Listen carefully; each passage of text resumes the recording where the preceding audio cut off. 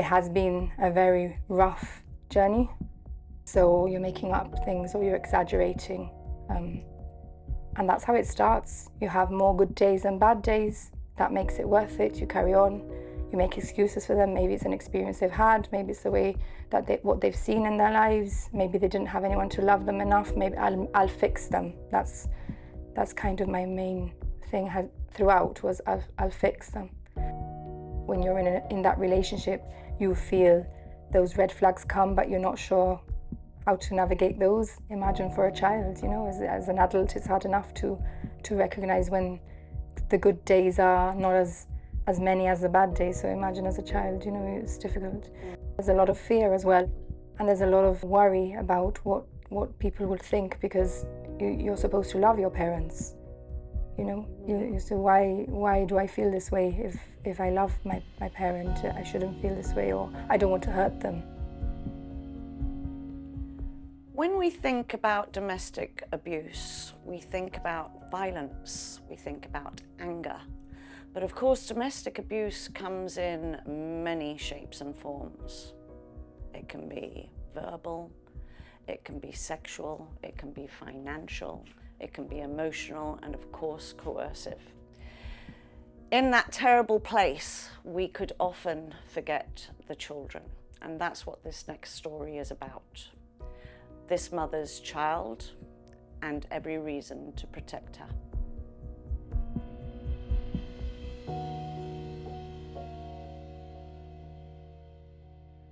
Domestic abuse on any level is horrific. You went through a lot, but it never even stopped during your marriage. It carried on through separation, it carried on through divorce, the courts, back and front. Your life has been a nightmare for the last few years. Give us a little inkling as to how you felt and what you went through. Well, I've been reflecting a lot on what to say. I would have to start off by saying that domestic abuse is not something that I ever thought that I would experience. And I also don't think I fit the stereotype of the typical woman that people think would be abused. It's not something that you expect to have to go through in your life.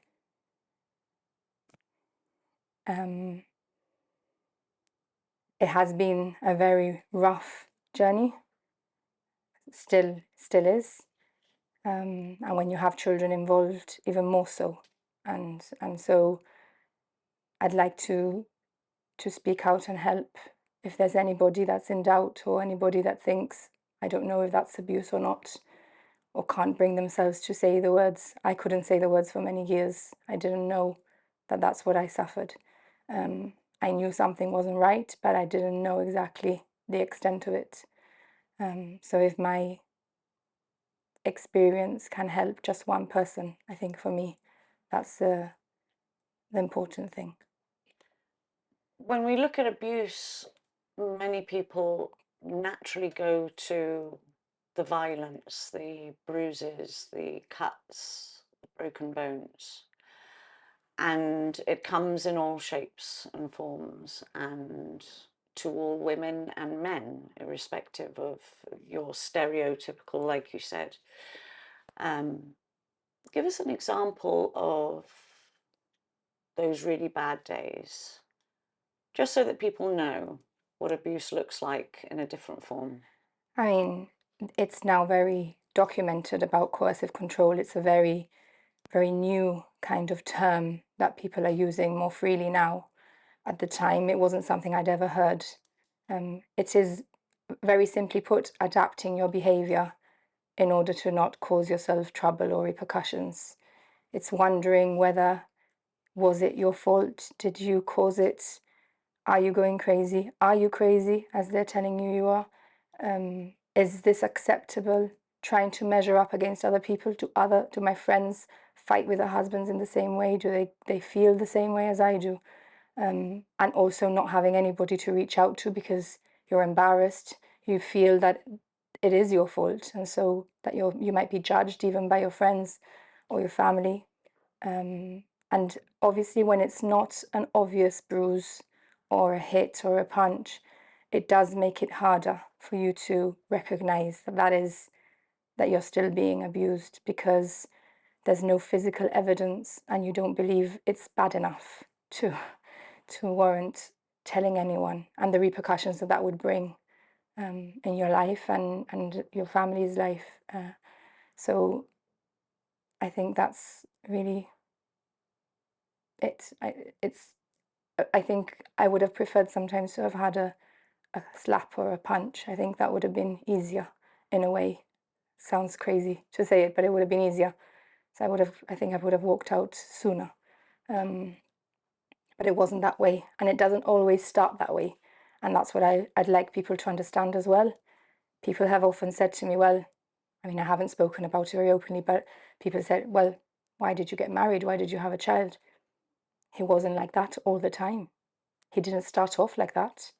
There was sure, there was red flags that now I look back and I think, ish, I think I should have realized then, but there was always an excuse. There was always hiding, a lot of covering, a lot of negotiation at home, a lot of intense kind of talking things through. And maybe if he understands, maybe I've explained, maybe it is me, maybe I am intense, maybe there's a lot of doubt, a lot of gaslighting, a lot of gaslighting is kind of when somebody makes you believe something that isn't real, makes you believe that you're not saying something that's the truth. And so you're making up things or you're exaggerating. And that's how it starts. You have more good days than bad days. That makes it worth it. You carry on. You make excuses for them. Maybe it's an experience they've had. Maybe it's the way that what they've seen in their lives. Maybe they didn't have anyone to love them enough. Maybe I'll fix them. That's kind of my main thing throughout, was I'll fix them. And to this day, I have to say there are moments where I do feel sad because of the situation. It's not something that I wanted. I think people forget that when they hear kind of, not details, a lot of people don't know details, but when they hear the story, they forget that this is not something that I wanted. It's not something that I planned. It's not how I thought my family life would be, especially bringing a child into the relationship, which was very much a wanted child. So, I think it's important to send that message that it doesn't start with something dramatic that makes you walk out the door. And it just escalates, and then you end up having many bad days and less good ones, and it makes it harder to navigate. But by then, if you have children, you're kind of more stuck. Yeah. And you don't want either to leave your children and have to share them, or leave them unsupervised when you're not there, which was a big thing for me. I think I to this day, I probably would have stuck it out to not have to have my child unsupervised for periods of time. That's something that I can say now after a lot of counselling and hard work and healing. And that's where I was going to go down that route, that you have over a period of time recognized the abuse, you've sought the right help. There is help out there in Gibraltar, and some very, very good help. But what often happens perhaps is that we get so caught up in how dark that world is and trying to keep our heads above the water that we forget about the children and how it may affect them. And that effect is dramatic, devastating, traumatic. It's a whole host of things. So you share a child in common. Tell us a little bit about that child's journey and how those red flags started to show when that child was showing signs of the effects of the abuse that you were going through, the uncertainty at home, the atmosphere. I think that's a very important point that you make, that children are often overlooked in all this. They seem to kind of be an afterthought for people and their opinions. I've had to learn to have a thick skin to people's opinions, to be honest, but I think I find it shocking that they often just forget about the children. The children becomes property of the parents, and they're entitled to have both parents. This parent is a father, is a mother. They have a right to their child, and I think in most cases we would hope that that would be the case, that you have a healthy relationship even if you separate. There are many successful couples, and to an extent, in my experience, because of a lot of give and take, because of a lot of bending over to adapt, we did appear that, we did appear like that to other people. Deep down, it took a lot of effort in terms of managing, how do I say this, at what time do I write this message, when do I request this, when do I mention this problem or issue. This is during the separation. In terms of my child, very, very subtle signs to start. All of the child's life was exposed to this. It's difficult. I don't really want to go into details. Effects, more obvious effects started to show in terms of not tolerating loud noises. Obviously, there was a lot of arguing and highly toned arguments at home, which people or you think that they're not going to hear, but they do. When we separated, it was more noticeable that the child could not be in an atmosphere in a loud environment, or they would think that if people were talking normally but louder, that they were fighting, would cover their ears and say, "Stop fighting, stop fighting." There was one moment before we separated where the child heard an argument and said, "Stop fighting," and that was a very significant turning point for me. I still didn't leave because I really did want to hang on to the hope that things might change.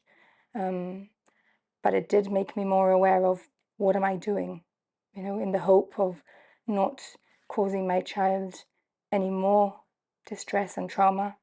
Am I actually bringing the child up to think that this is a normal household, this is the way that normal families speak to each other, and that kind of woke me up a little bit. Not enough, but a little bit.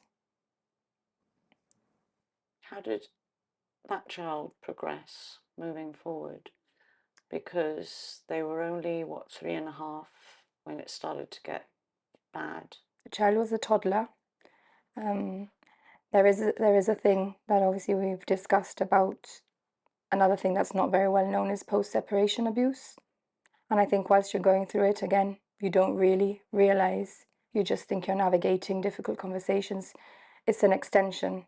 To be honest, things didn't really change that much in terms of the relationship. I was still exposed to the same, or worse, because you're no longer trying to manage situations more near to you. There's more people that influence that. There's more people in the environment.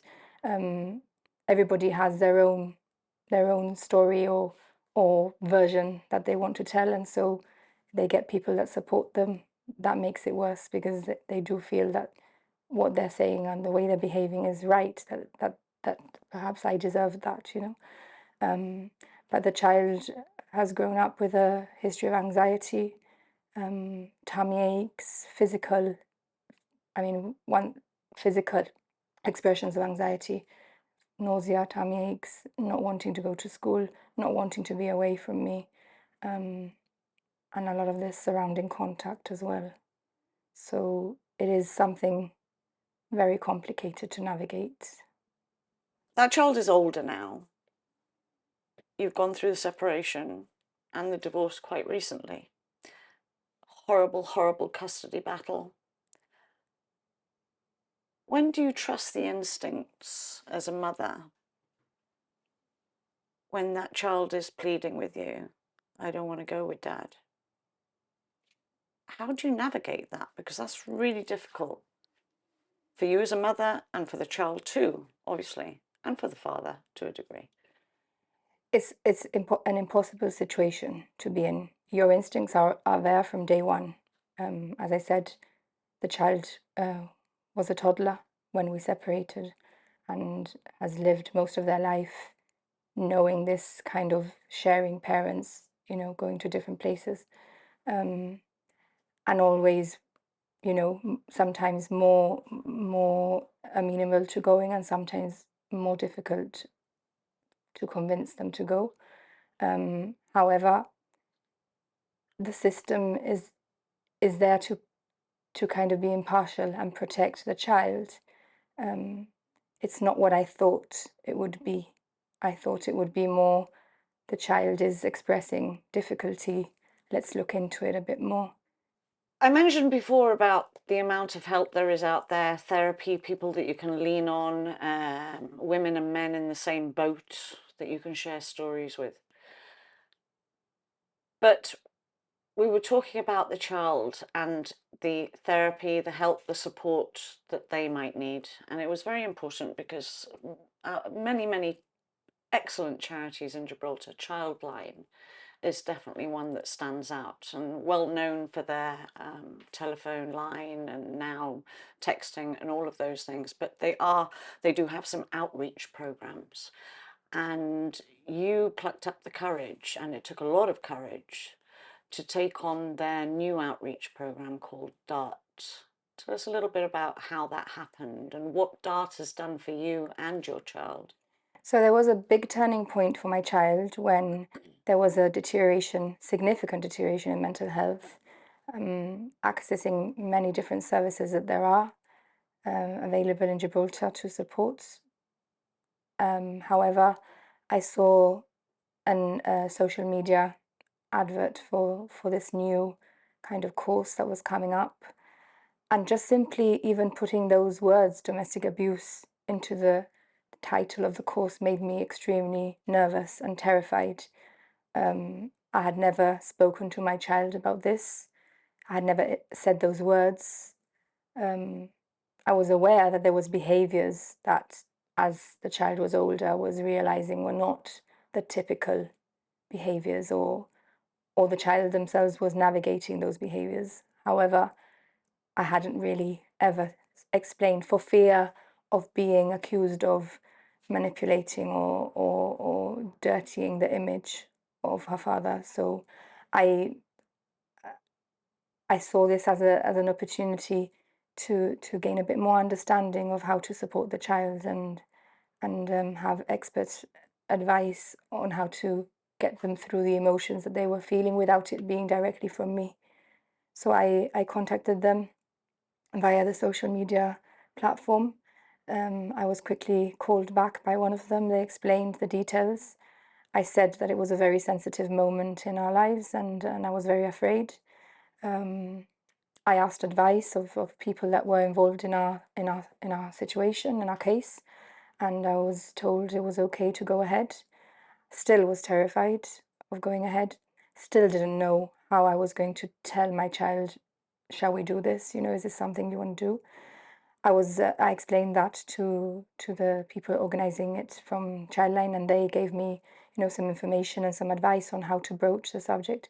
I have to stress that it's not something that you automatically turn up to. It's not a support group. It's an actual, 10-week course that you are invited to attend once you go through the criteria and an interview, so that they can establish whether it's appropriate to you and your child.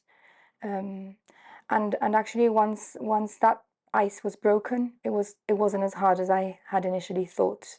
I think perhaps it was a bit liberating for the child. I think it was an acknowledgement from my part, where I had been quite protective of the child's view of her father. I'd always wanted to encourage the child to have contact, to to continue that relationship with her father. But I think this was a really good way for the child to express themselves in a safe environment.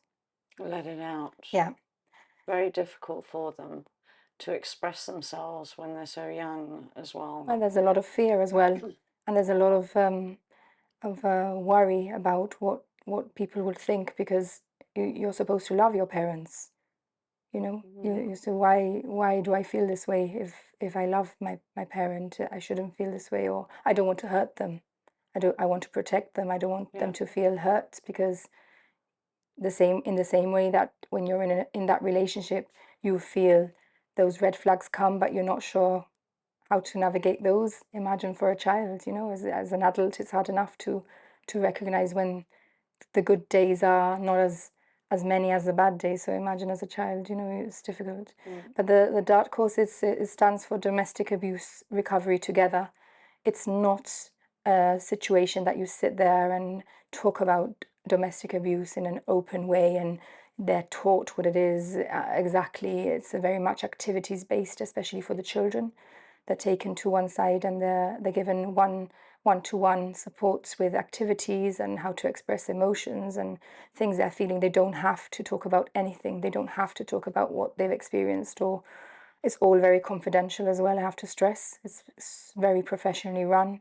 And I would recommend it to anyone that's going through this kind of situation to help their children. There is a certain criteria that if you contact Childline, they'll be able to clarify. But I would recommend it to anyone with a child of a certain age to attend, because it really is an eye-opener for both sides, for yourself and for the child primarily. Are you finally in a better place, and how is your child doing now? So yes, we're finally in a better place. It's been a very, very long road, not without its bumps still, but at the moment I felt stronger to come out and speak to you, because I want to give hope to people who are probably going through it, in the middle of it, and they might feel stuck and they feel like they have no options. They feel controlled in their lives.